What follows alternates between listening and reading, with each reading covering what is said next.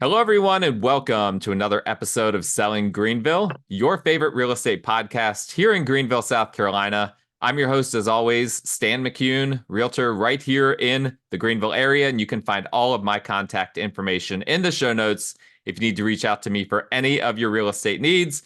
Just a reminder, housekeeping as always, please like, rate, review, subscribe, all of those good things to the show if you enjoy this content. And like I said, please use me as your realtor with that contact information in the show notes. Today, I am excited to have as a guest on this show on Selling Greenville, Hope Brooks, who I've been friends with for, I don't know, probably close to 10 years now. Yeah. We've been friends since before I was a realtor. I know that much, and I've been a realtor for 8 years. So it honestly, it goes back even a few years before that. But this whole Yep. time, Hope has been one of those kind of under the radar players in local real estate investing, not someone whose name is out there a lot. I doubt that you'll hear Hope's name out there a whole lot, but someone who's partnering with a lot of the people whose names are out there a lot, and kind of underpinning a lot of other people who have those outward facing brands that make that may or may not appear to be doing a lot of things, regardless of what might be happening underneath the surface.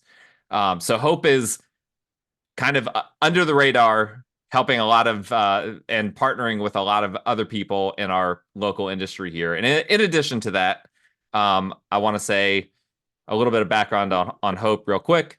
She's a former automotive professional for a long time, a current yoga instructor, a cancer warrior, which we will get to later in the show, mother of two, and someone that, generally speaking, you don't want to get on the wrong side of, which thankfully hasn't happened to me yet.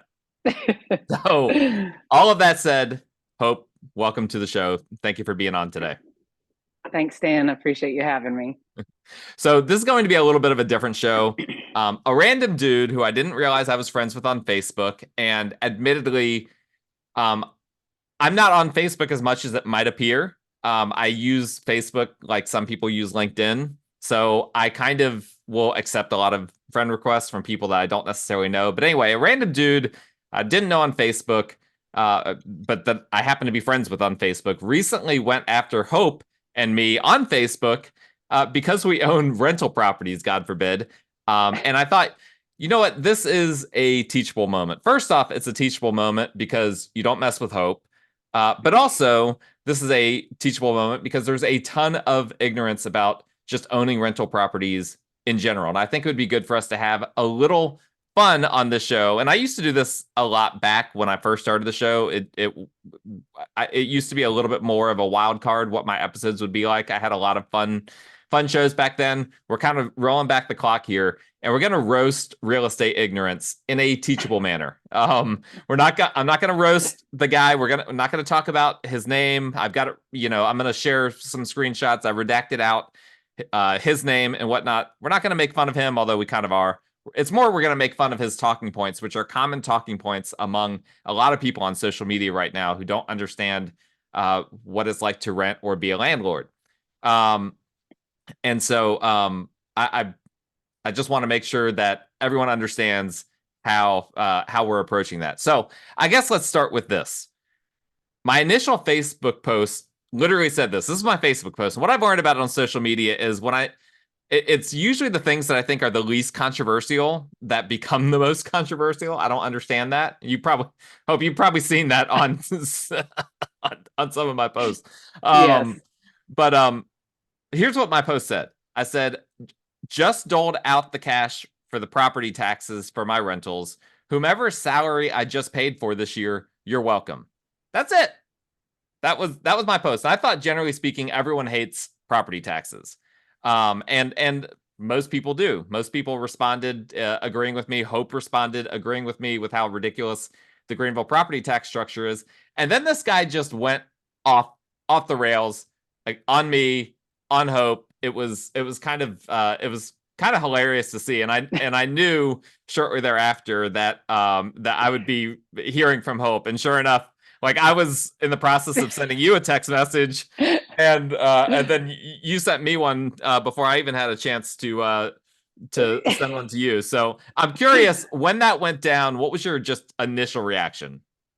Well, when I first read your post, and I see often, what you post, and it's pretty clear every time, and I don't always comment.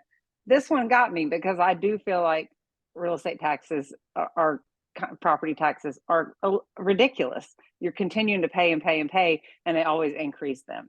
And then you add to that, if you own a second home, not even necessarily a rental property, just maybe you did well enough to have a second home and you're paying extra. You're paying basically double the tax for that. So I've never liked the premise of how that's set up in this particular state. It's different state to state. So I immediately was like, I don't like that either. And I don't like the fact that they charge us more for a property we're not as a primary residence, which I thought, and I gave my explanation as to why. And it hasn't, even if I didn't own a property, I've never agreed with it. And this guy decided to chime in. He doesn't know me. He does now. He did block us, though. He did block us. He did block us. Yes, he did block us. I knew that was going to happen. But yeah, I mean, I initially thought this was a great place to like engage some conversation about property, real estate taxes, and such. Never thought somebody was going to go off the rails like that, especially somebody who was uneducated. And then it highlighted to me the same thing I've seen other people say to my face sometimes. They assume a certain thing because I own a rental property. Most people, like you said, don't know that I do things kind of under the covers and behind the scenes. Yep. I'm not outwardly, buying 50 properties a year, but I do other things. And that works for my life. And it's become a place where like you and I have worked together. We've been friends a long time. It opened the door. You were the first person I ever worked with and took that chance on. And it was invaluable to me to learn about that. So I just really 100%. Saw that when I text you. I was like, people really don't understand what it takes to be a landlord, whether you own 1 or 100 properties. Yeah, and you and I were talking before we started recording here about how I've seen on social media, it's mostly Gen Zers, I guess, but the younger crowd that still hasn't owned their first home that are in that renting cycle. And I keep seeing people say things like landlords need to get real jobs. And it's like, we have real jobs. Anyway, I've got the screenshot pulled up here of one of the comments that this person made. I'm just going to read it for those that aren't able to see this on YouTube. If you're watching on YouTube, you can see the screenshot. If you're not, and I'm gonna because it makes our picture look pretty small because we're recording this on Zoom. Not going to show the screenshot the whole time, but we're going to be talking through this. So here's what this person said to Hope. The property tax actually encourages, we always know reply guys are their favorite word is actually. The property tax actually encourages primary home ownership instead of greedy landlords who wish to profit off other people's hard work. If you don't like the higher tax rate, don't own rentals. Let's be honest, you'd pocket the difference as profit. I'd also add you don't pay it, your renters do. You're simply a middleman. If y'all were seriously interested in the rising cost of housing, you'd be against so much investment in residential properties. You want servitude, not freedom. It's a guy that doesn't even know you. He's telling you that you want servitude, not freedom. Servitude. I believe my actual response to him was 1, because I bullet point, you don't know me. And I had 2 subsequent bullet points so that I was very clear, because actually I don't need that word in my response. Yeah, you did. And I'll go to your screenshot here in a second.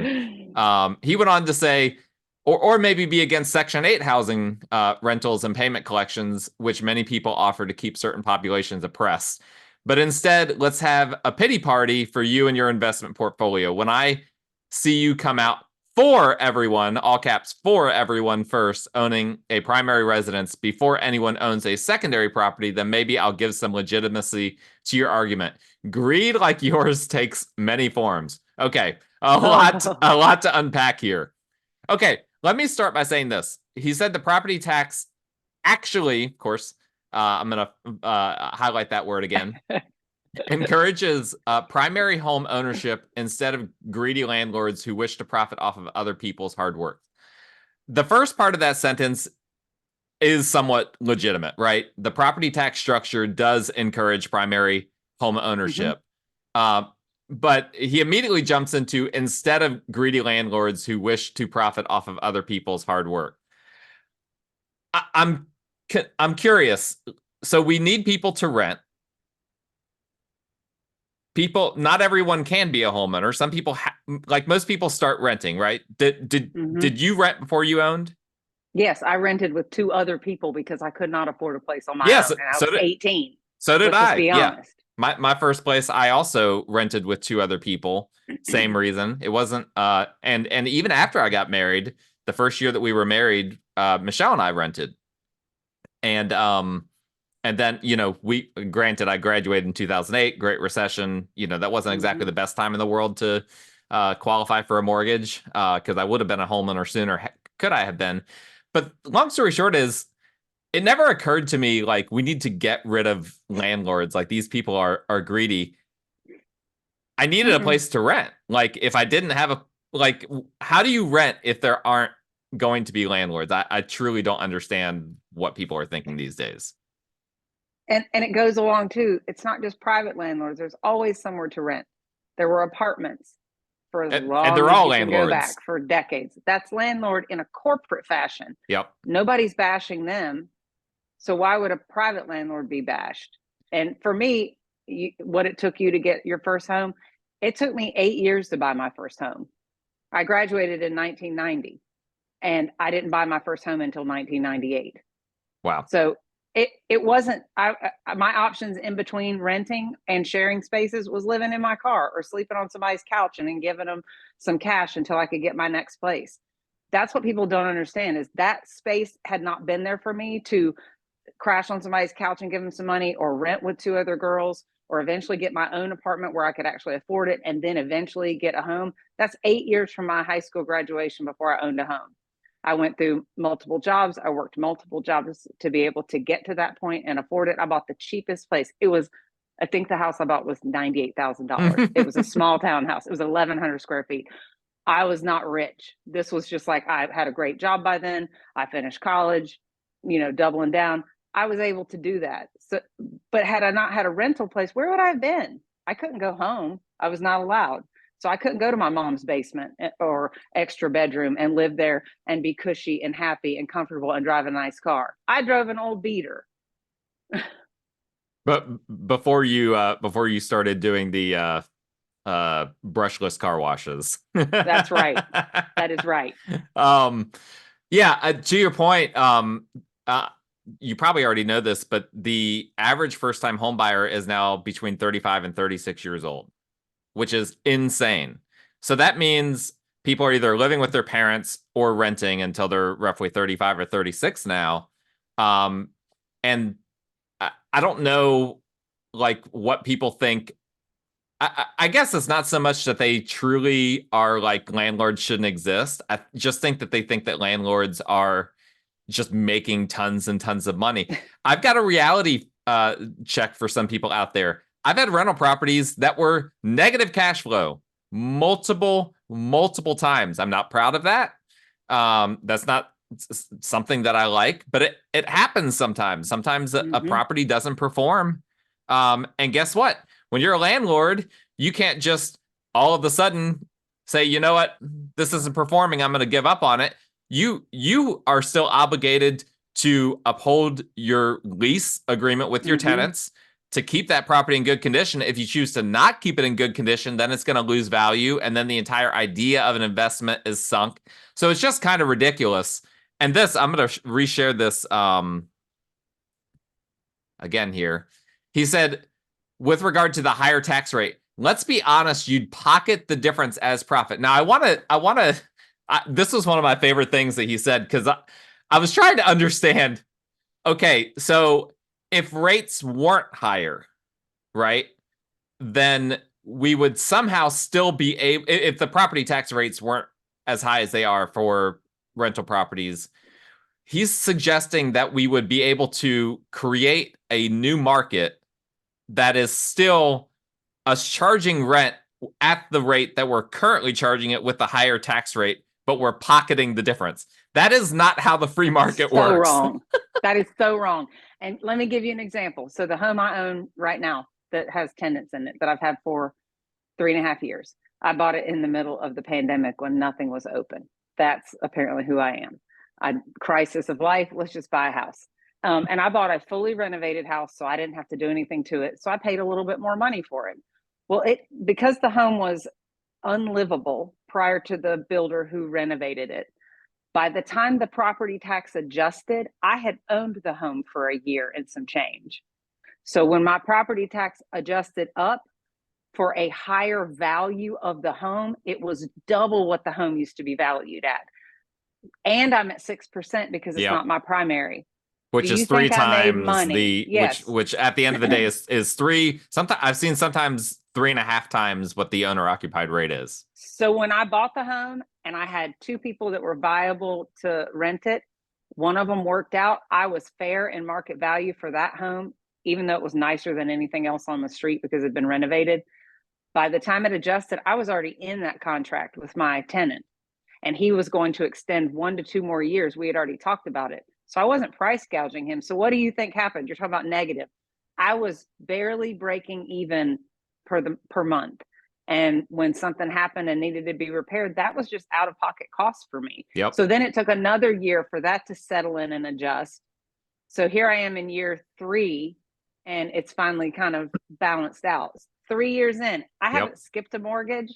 I haven't shorted the tenants. When they needed something, I made sure that it was there because they worked directly with me. I don't have multiple properties, so I don't really have a reason to pay someone else to manage it for me. I can handle it. I'm very open with my tenants about what they need, what I can give them, and I'm fair in the market value of the actual home's rental price for the area. And it's downtown.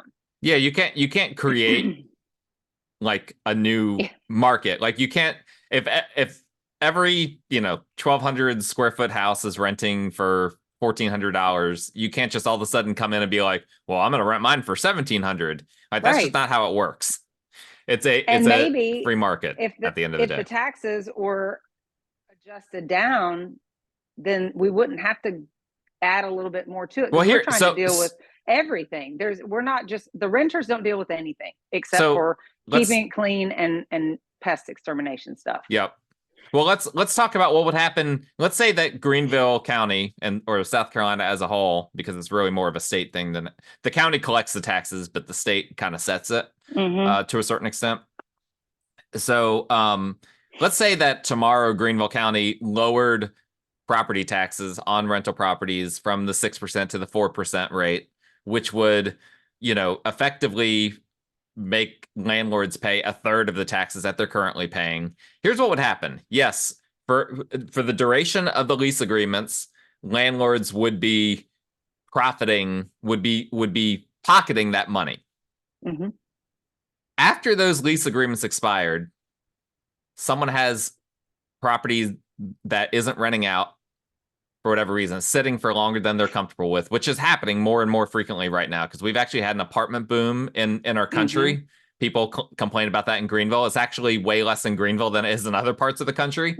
But rent prices are actually starting to go down a little bit on a nationwide scale because of this. And so what happens in that situation when a landlord's costs go down, they become more interested in eliminating vacancies than they are in squeezing out profit. So rents would actually start to go down. It would start with a few landladies at first. They would start charging less. The apartments would probably be the first ones that they would start charging less. And then eventually we would all have to charge less because we're all paying less. And so this whole idea that we would pocket the difference as profit. First off, there's nothing wrong with profiting. No. But here's another thing I want to say before I get too off topic here. I have most of the rentals that I bought over the years were rental properties before I bought them. And I'm usually inheriting tenants. And in some cases, I'm talking directly to the previous landlord. Those people are some of the poorest people I've communicated with. There was one landlord that I bought a few duplexes from, and I had to go to his house to reconcile something. And he lived in a mobile home that was falling apart in a trailer park that he owned. The whole trailer park was falling apart. And and the trailer park was in like a junkyard. Like that is how he was living. Um, and so I bought it. I bought these two duplexes. They were all falling apart as well, obviously, because the landlord's house was falling apart. And I completely fixed them up. And of course, I charged more rent after that. I had put in a ton of my own money and sweat equity into doing that. And anyway, that I don't know a whole lot of people that are just greedy landlords just making tons and tons of money off of rental properties. It just doesn't exist. I was Nick, if Nick is listening, who if you want to, if you're friends with me on Facebook, you'll see Nick comment on some of my stuff. I think maybe he even commented on this thread. But Nick and Lawrence and some others that I know are starting to sell off rental properties because they can't make money. It's hard to make money with the current tax structure.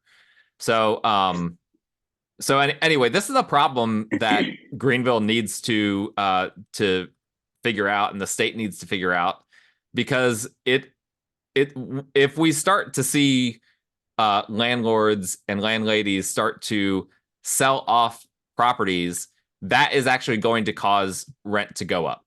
That's what's going to actually happen.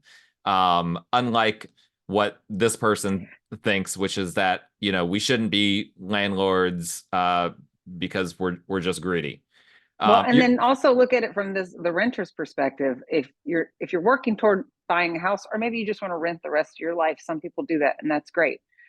But what about the places that won't take your size family or the dog that you have? Yep. You know, those are places where you are instantly denied a place to live, even if you could afford it, and it costs more because it was a downtown apartment. But you need to go find a private landlord because you have a dog or two, and you need a fenced yard, or you need somewhere to put your tools in a shed.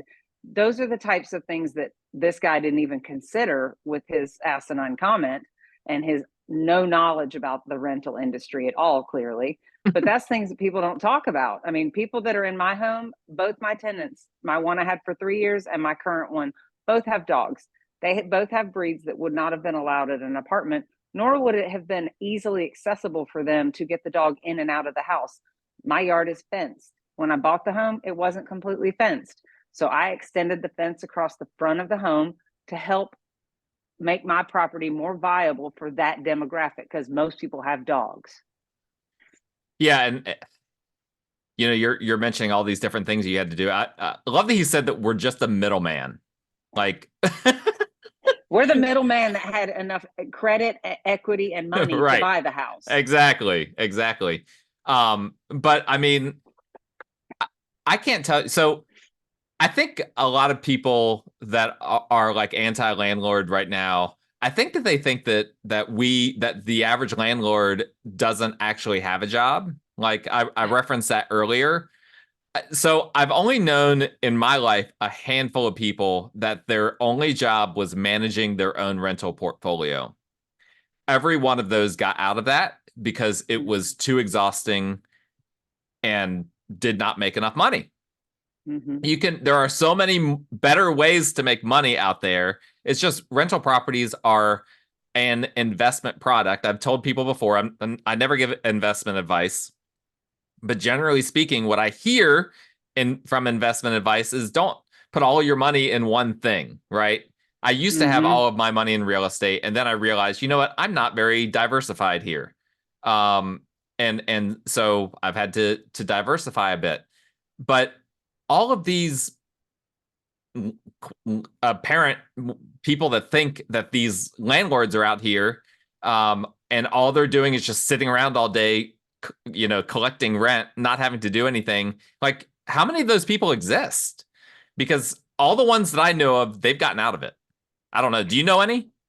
No, because every realtor that I know, that I'm friends with, that I have worked with, every one of them they're either a realtor as a full-time job, or they're a broker, or it's somebody like me who I worked my way through automotive and then automotive industrial software.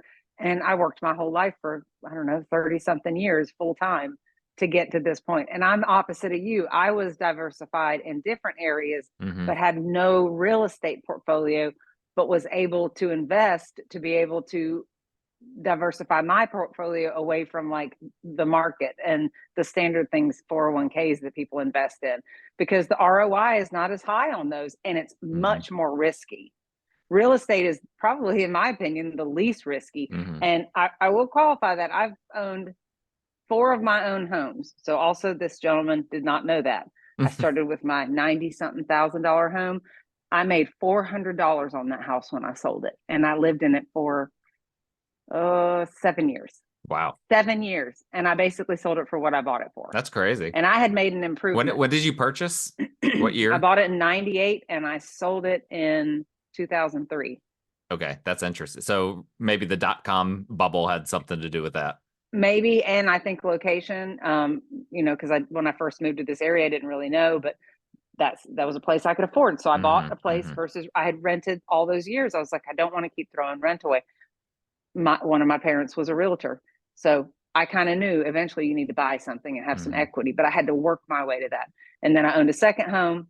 And that one was like what you're talking about. It needed a little bit of work. It had been abandoned for 6 months. And I put the work into the house.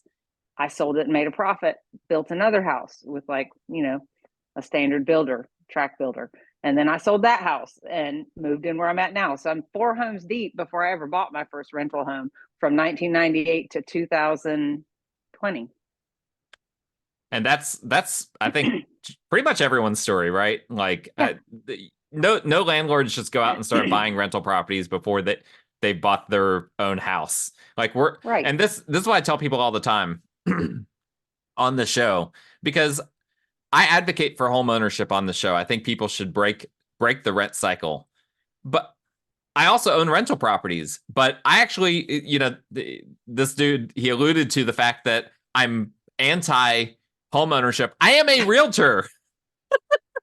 Like I don't make hardly any money off my rental properties in comparison to what I make as a realtor. Like this is my full-time job. I couldn't quit this and just manage my rental portfolio and that be that. It just doesn't work that way. All right, I'm gonna pull up because we're getting short on time here, and I want to respect your time. I'm gonna pull up another screenshot. Here's the one where you went through your bullet points. You don't know me. You clearly drank your haterade this morning. Don't ever speak to me or anyone with this level of disrespect. And 4, invest in therapy because I'm not here to be bullied or verbally assaulted by your unresolved issues and anger problems. I'm not sure who. And that's true. Yeah, and someone did some kind of a laughing. I think that was him actually that did that laughing response, like like he knows something that we don't, kind of. Oh my gosh. Kind of thing. And so he responded, Hope Brooks, you're here to complain. I get it. When someone calls you on your complaining, you play the victim. Again, he knows you so well. You chose to have rentals, your choice. Don't complain about the taxes for things you voluntarily entered into. Feel free to project more if you need. What kind of an argument is that? I don't know. He inserted words like projection that he doesn't even understand where they should be placed in a sentence. So my minor in English is kind of irking me right now listening to that being read again. He heard about that somewhere online. He was on Reddit. Oh my gosh. And he heard this is the way to try to argue with people.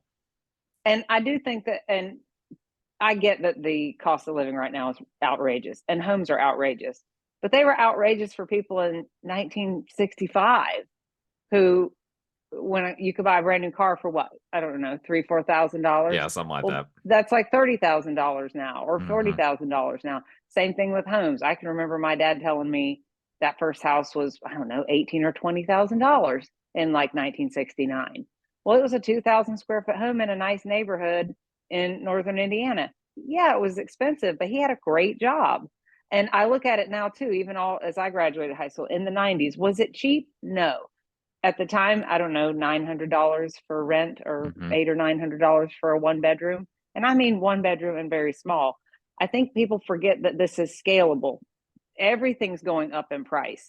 It isn't just one thing. And that's where they're getting hung up, is thinking that we're over here making millions. Some people probably are. I am not that person. I like my rental property. I love the property. If it was a big enough house, I'd probably move into it myself. But I like the owning a home. I like investing in real estate. I like working in transactions that do things for my wallet because I am here to make money. I can't live without an income, period. And whether that is working in automotive or that is doing yoga teaching like I do now, I diversify where my income comes from in order to afford the things I need to afford for myself and my children. And I'm trying to build wealth. I'm trying to leave a little bit of a legacy for my kids so that they don't grow up and have absolutely nothing, like I never existed on this planet.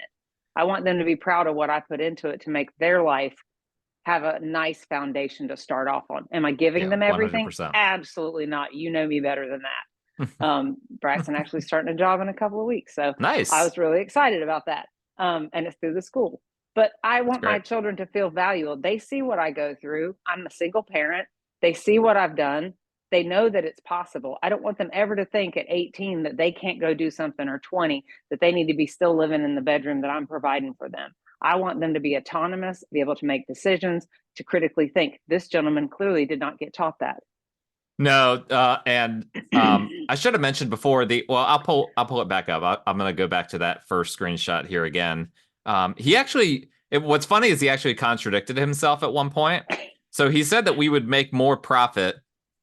We would just make more profit if property taxes were lower. But then he also said, let me look at this. I'd also add, you don't pay it, your renters do, referring to the property taxes. Well, I actually agree with that. That's the whole point. That's the whole thing when it comes to like why when I'm trying to when I'm doing my behind the scenes political stuff, why we want property taxes to go lower isn't to benefit the landlords. It's actually to benefit the people renting, because Yes. all of those costs they do get passed through to the renter. So he's actually right about that point. Mm-hmm. But at the end of the day, when that goes up, when property taxes go up, landlords have to raise their rent to account for the property tax increases. Like, otherwise, it doesn't make sense to have a rental. Right. So then the landlord sells that rental. Now there are fewer rentals on the market. And now everyone else can raise their prices because there is less supply but the same amount of demand. Again, basic economics that people just don't understand when they're making this type of argumentation. Like with, I can use my house as an example. Like the time it took for that property tax to finally adjust and come to me and my bottom line, I didn't change the lease in the middle of it. I sucked it up. That's what you do. Yep. And then the next year I explained to my tenant, yes, I'd love to do another year with you, but this is going to be the cost. He did not look at me like I was crazy. He said, you have been very fair to me, and I understand everything goes up in cost. He signed the next lease. I had him for 3 years. Same thing with the people I have now. This is your, cost. This is what I'm including, like a fee for an animal, like whatever it is, because at the end of the day, when they leave, I have to make sure that home is in exceptional shape for the next person that comes in, because I don't want someone living in filth or things that are broken. I'm going to make sure to invest that. Yeah, 100%. And South Carolina is a pretty landlord friendly state, but we still have to honor our lease agreements, right? Yep. So that's like when a landlord signs that lease agreement, that's a commitment that the landlord is making as well. And a lot of people don't realize that. They think that we can, set the rules, we can break the rules, we can do all of that. All right, here's the last thing that I really loved. Have you ever, he asked me this, Stan McCune, have you ever seen the Amish who work to take care of their neighbors instead of taking advantage of them? What? So I did try to comment to that, because there's plenty of Amish country I could introduce him to, but he had already blocked us by then. And I couldn't reply. Well, and I what's funny is like there were a lot of ways I did reply to him. There are a lot of ways that I was thinking about replying. One is that yes, I actually have seen and known many Amish over the years. I've been to Lancaster. I grew up not very far from there. I saw the whole Amish community. We did a field trip to see them like they were like a relic or something. With all due respect, because I do appreciate the Amish community, but it is funny how people will go to Lancaster, Pennsylvania, and look at them like they're in a museum or something. but I have no idea what this means. Like, is he suggesting that our the only thing I could conclude was that he was suggesting we should have a more socialistic system rather than a capitalistic system, and that's how I responded. I was like, What did I say? I was like, I said to him, what do the Amish have to do with this, brother? If socialism is what you want, we have that in many other places in the world. Yes. Go to one of those other places. We don't have a system. The Amish are an ethno-religious group, right? Mm-hmm. Like, that's I don't know. Are we? Is he suggesting that landlords are supposed to be just giving out housing to people? Is that like how does that work? I that's what I'm trying to figure out, because how are we supposed to go build a house and then just give it away? And you and I and this guy build this house and just give it to somebody? Just give it Is he away. going to just give his big truck to somebody? Well, I've No, had the he's not. director of Greenville Homeless Alliance on here, and there's a lot of nonprofits that are doing that kind of thing. But someone has to pay for it, right? Who's having to Right. pay for it? Taxpayers and volunteers pay for it. They pay Exactly. for it out of their money. They fundraise. They go hands on and build the houses themselves, or find a home that can be renovated. So it's donations and fundraisers and nonprofits that are helping with that. And then you or I or whoever can participate physically go and do that as well. He could do that. So the cost has to come from somewhere. Like I don't know that these are just kind of the. I think that where we're at right now, and I've talked about this a few times. I think there's a lot of people getting squeezed financially, Mm-hmm. and perhaps this person is one of them, and they're just looking for someone to blame. And Mm-hmm. the reality is, it's not that there's no one to blame. I'm not going to say that there's no one to blame, but the targets, generally speaking, the people that are being blamed are the easy ones to go after. Like, everyone knows landlords, everyone knows rental properties. They're not paying attention to what's going on at the World Economic Forum, where literally global elites are talking about doing all sorts of things that would crush the the people at the bottom. Like, Mm-hmm. that's where they need to be focused on. What's going on, at in Davos when they have that World Economic Forum. All these billionaires come together and all these world leaders come together and talk about how they're going to take money from all of us. That's where, Mm-hmm. if you want to blame someone, I'm not saying everything that goes on at Davos is a problem, and I'm not suggesting, in case for those that might take it there, I'm not saying billionaires are a problem either. But at the end of the day, it's the rich that oppress the poor, and landlords Mm-hmm. aren't in that rich class, generally speaking. Yes, Normally not. the super wealthy, they do have real estate, but it's the number is something like I think it's something like 90% of landlords own fewer than 4 properties. We are the average landlord. Like, the Mm-hmm. people like you, people like me. It's not people like Warren Buffett. He's not your stereotypical landlord. Mm-hmm. And so I'm glad that this person gave us a forum to be able to roast these ideas, because they are ridiculous. And probably most of the people listening to the show are not anti-landlord or anti-renting or any of that kind of stuff. But there's a pretty good chance that people listening are going to run into these types of arguments at some point. Um, Mm-hmm. and it's good to know that these crazies are out there. And be careful, because I'm someone that argues like that with a stranger on social media. Like, I don't want to run into that person on the street. Yeah, because I was immediately like, "How do you know this guy?" And Yeah. I researched him, and I was like, "We've got like 17 people in common," and then he Yep. vanished off social media because he blocked us. So that tells you a lot right there. But I Yeah. think there's a misconception, and like I said, people have talked to me about that. They don't understand how I've been able to do all the things that I've done. They never saw the behind the scenes work. They never saw when I was driving the old beater that leaked oil and worked 2 jobs, retail and, well, I was a welder. I didn't have a glamorous job.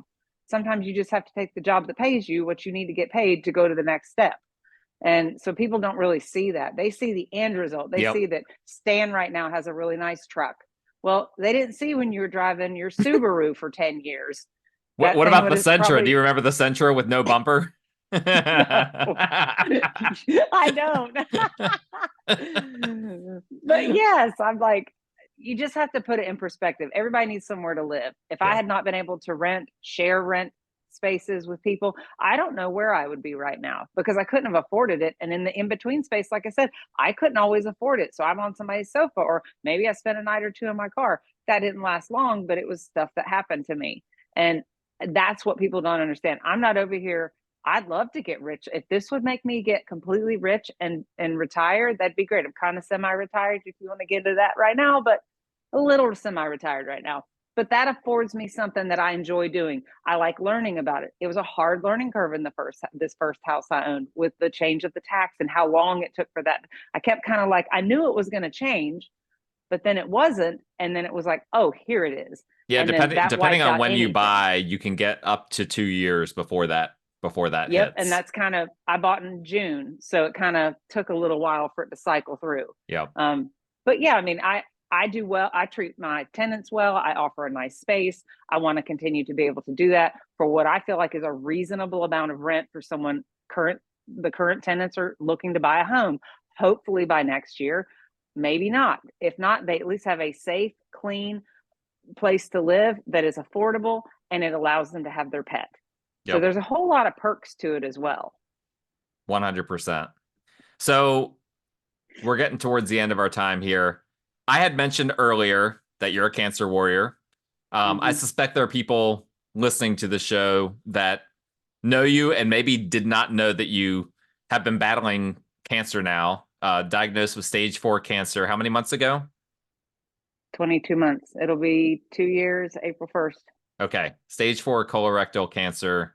Yeah. So I'm going to share in the show notes a link to Hope's Give in Kind link for anyone that wants to contribute. Hope is a single mom battling cancer to be alive for her kids, and has been battling stage 4 cancer now for 22 months. I'll let you give an update here in a second, but before that, I want to mention that I will include that link if you want to contribute to Hope or her family, or if you just want to see her story. She's got incredible information on there. I lost my father to cancer last year, and seeing Hope's story and how she had to approach her cancer and all of that, it really helped me to better understand what my dad was going through and what was kind of going on in his body, because he took a very different kind of non-invasive approach, Mm-hmm. because he had other health issues.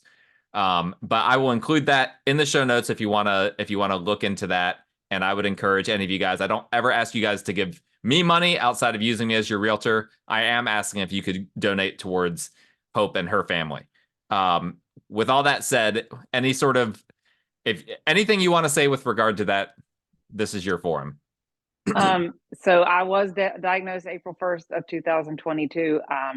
Everybody that does know me knows that I'm the poster child for health. Everything in moderation. I've worked on my health my entire adult life to avoid bad habits, and it was a shock to me, probably even more so to the community of the fitness people that I'm friends with and that I see every single day. But colorectal cancer doesn't discriminate, neither does any other cancer. And no, I can't pinpoint one thing. I just know that one day I felt great, and a few weeks later I didn't feel great, and a few weeks after that they figured out what was wrong with me. It was very quick onset. I didn't have a lot of symptoms. One thing they don't tell you about colorectal cancer is sometimes there are no symptoms, and by the time you have the symptom, my particular symptom was I was unable to eat as much when I would sit down for a meal. That then led to me being fatigued. That led to me having some right side abdominal pain. No other symptoms, and that was my liver swelling up from the cancer tumors that had invaded it. So if you're not familiar with metastatic or stage 4, that just means that your original cancer left its original spot and went somewhere else in your body.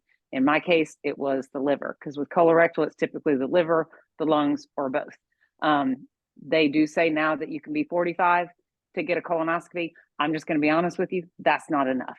You need to be getting screened much earlier, because early onset is where mine fell into play. I was in the middle of trying to figure out what was wrong with me when I turned 50, and I was eligible at 50 to have a colonoscopy. Had I been able to have one, the year before, 2 years before, 5 years before, 10 years before, they may have caught that one polyp that caused this. So I encourage everybody, if your insurance won't pay for it, work the system. Tell them you're having problems. Do something. If you have to pay it out of pocket, find a way to pay for it. Ask people to help you. I would encourage everybody, if you're at least 30 or 35, to go ahead and get a colonoscopy. And if they tell you to come back in 10 years, tell them no, you'll see them in 2 or 3 years. Because I feel like it's just misdiagnosed and misinterpreted, because the symptoms are different for everybody. It's not always the standard symptoms. Yep. And then just know that with colorectal cancer, this particular one where I'm at in mine and diagnosis, they say it's incurable. So the best I can get is no evidence of disease. I had 60% of my liver removed on November the 30th. And they say they got everything in all the margins, visibly, imaging, everything showed no cancer. But I have a blood panel that's telling some different story. So we'll know a little bit more in about 2 weeks. So I just encourage everybody, be very aware of how your body operates. Anything that seems out of the norm at all, don't take the answer of, oh, you're just a female, or you're just this age, sir. Don't take that answer. That answer sometimes will lead to your early death. So fight for whatever you need and try to get things covered if you can with insurance. And if not, figure out a way to pay it out of pocket. I would have paid it out of pocket if I had known that this was even a possibility. They were like, no family history, no this, you're good. Wait till you're 50. The early onset is considered anything prior to 50. So 30 to 50 is the highest rising numbers right now of colorectal cancer. And it's the second leading cause of death. And that has happened just over the last 10 years. That's if crazy. that tells you anything. Yeah. Yeah. I'm trying to figure out what would cause that to be. Would it be plastics? Would it be the food that we're eating? It's crazy that's rising that way. It is, because if you look at I'm in a lot of groups. I work with other patients as well. I work with the company that I have an abdominal pump. It's called a HAI, hepatic arterial infusion, goes right to my liver. That's what got me to liver resection, was to get that tumor small enough. I work with that company. So I see all ages, all demographics, all backgrounds. Some people are vegan, some people are vegetarian, some people are pescatarian. You see it all, and nobody knows where it's coming from or why. There's no answer to why. You're seeing less colorectal cancer in the older population where it used to live, and you're seeing more of it now in the 30. I've seen 21, 28-year-olds. But the 30 to 50 is young, and they call it early onset. So I very much encourage everybody, keep an eye on your blood work. If you have questions, you can reach out to me directly. I'm very easy to get a hold of. Just ask me any question you need. I'd happily answer them directly. Awesome. That's a great stopping point. Hope's Given Kind will be in the show notes. Again, if you want to learn more about what she's gone through, in addition to contributing towards her and her family. Do you want that to be your how people would reach out to you, or is there a different way that you would rather them do that? You can post my email in there if you want to. Okay. You've got my email. Why don't you put that in there, and they can reach out to me directly. That's how most people that initially connect with me, that's how and they can also find me on Instagram if you want to put that link up there as well. Okay. My Instagram handle's on there. Perfect. And if they want to do yoga, you're still doing that, right? I'll be back February 2nd. I took 2 months off for my liver resection. All right. So and I'm back at it. Where could they find that? I teach at Southern Home on Woodruff Road next to Whole Foods. And I also teach downtown at Poe West, a studio called Shine Ohm. So I can be found all over in a couple of different studios. And if I do well the next few months, I might add a few more classes. Awesome. Well, good stuff. Well, Hope, thank you so much. That was Hope Brooks, everyone. Rock star, cancer warrior, single mom, all of those great things, in addition to being a landlady on the side, but not a greedy one. Unlike what's not greedy. Unlike what people think. Actually. Yeah. Actually, you're very greedy. But Hope, thank you so much. And really appreciate you taking the time. And I know that just with all that you're going through, that this adding this to your schedule was something. So I appreciate that incredibly. So thank you so much. For those of you that are listening, please go to the show notes and please look up those things. My contact information will be in the show notes as always as well. If you need a realtor, as I already said, please like, rate, review, subscribe to the show, all of those good things. And we will talk again next time.